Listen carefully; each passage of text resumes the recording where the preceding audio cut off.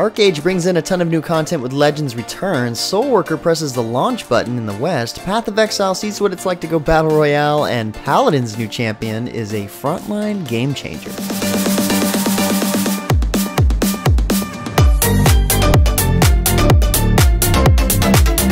What's up guys, James Blonde here with a weekly recap for gaming news and announcements for the week of April 6th, 2018. And starting out the news this week is a little bit of an April Fools recap for you guys.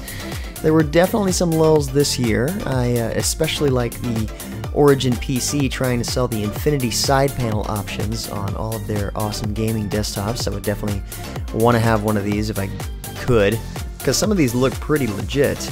Or better yet, Razer's Project Venom version 2, the nanobot-infused energy drink that lets you upgrade your cellular structure so that way you can go head-to-head with pro gamers.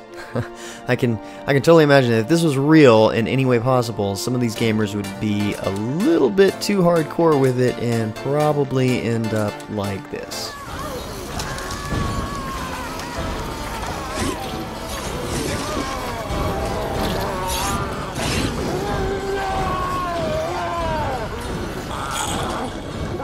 Now, on a more practical note, Path of Exile briefly had a legitimate Royale mode, which seems really awesome, to be honest.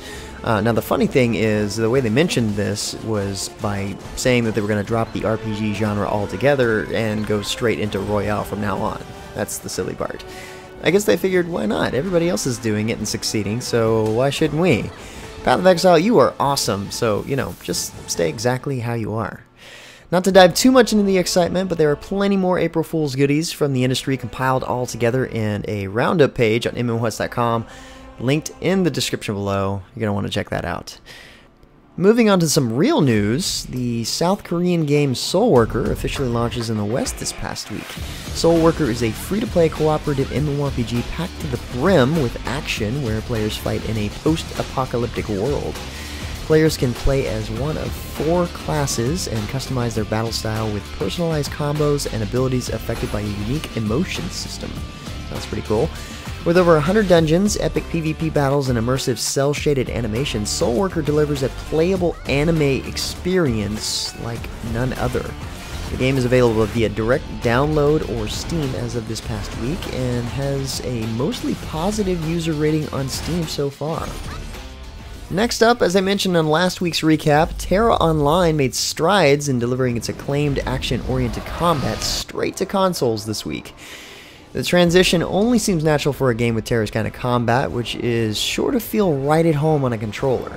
Players can still enjoy the same free-to-play experience they've come to know on the PC version of the game, with, of course, the option of paying a subscription fee for Elite status, so the freemium option, that gives you XP boosters, strongbox keys, bank slots, cosmetics, and a couple of other perks that are not pay to win, but, you know, definitely convenient. Either way, you've got yourself an exciting MMORPG to try on your favorite console. Now the game is way more open to plenty more players. In other en masse related news, Kritika Online announced that we would be seeing its first expansion, known as Windhome, really soon. The expansion is slated to release on April 18th and introduce the first level cap increase for player characters since the game's release in 2017, raising the maximum level from 65 to 70. The new level cap also introduces the Windhome region, as the name of the expansion implies, an area home to the Fox clan who will help players through their journeys into the new dangerous zones ahead of them. New gear will also become available that features the new Prime Attribute system, a system unlocking a powerful array of special abilities for the wearer, of course. And don't worry, existing gear will see an upgrade in this update as well to ensure that it doesn't get left behind. Up next, ArcheAge Legends Return launched this past week and brought a slew of new content with it, including 2 new fresh start progression servers, dragon mounts, shadow invasions, and plenty more. The new servers have low caps and systems from the game's original launch and develop major systems over time, giving players a chance for a truly new beginning. Marketplace restrictions are also in play at the beginning of the server launch to ensure all players start on equal footing. The game's dragon mounts are another one of the most exciting and new features, where players can undergo a major quest to raise 3 types of dragons, each of which end up becoming gigantic battle mounts. Summon a black, red, or green dragon and outfit them with armor in order to create the mount of truly epic proportions.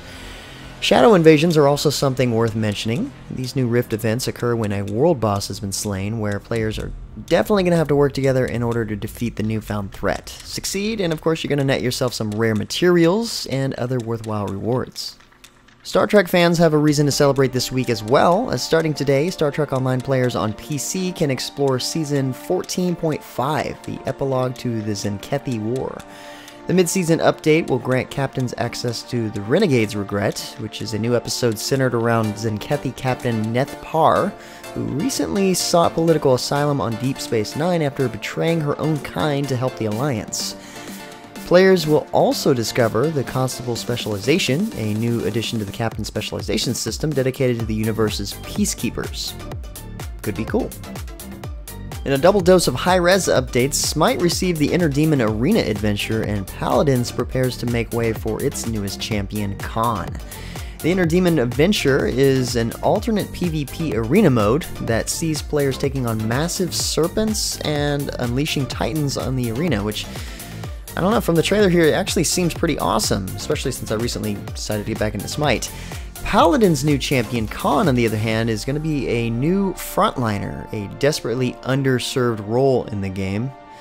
He uses a heavy repeater, carries a rechargeable shield, and can even shout to heal himself and nearby allies.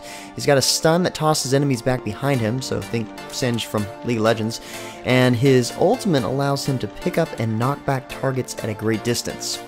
Seems like a much needed new champion. Check out the entire ability reveal video linked in the description below.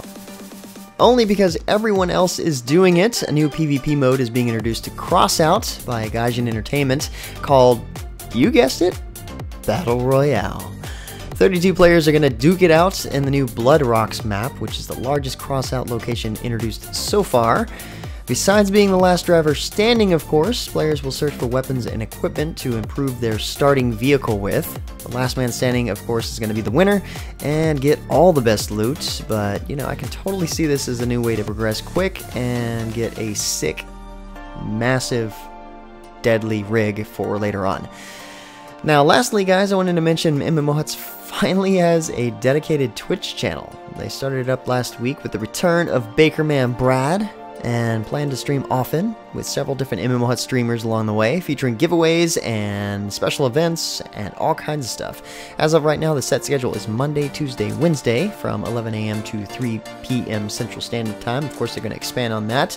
Or, you know, you can also head over to twitch.tv/MMOHutslive and follow to know when they're streaming anytime. They're trying to turn it into something really big and very community driven, so stop by and give them some love. Tell them I sent you. Link is in the description below. Anyway, guys, that's about it for all the major news and announcements this week. Like always, thanks for your support. It is much appreciated.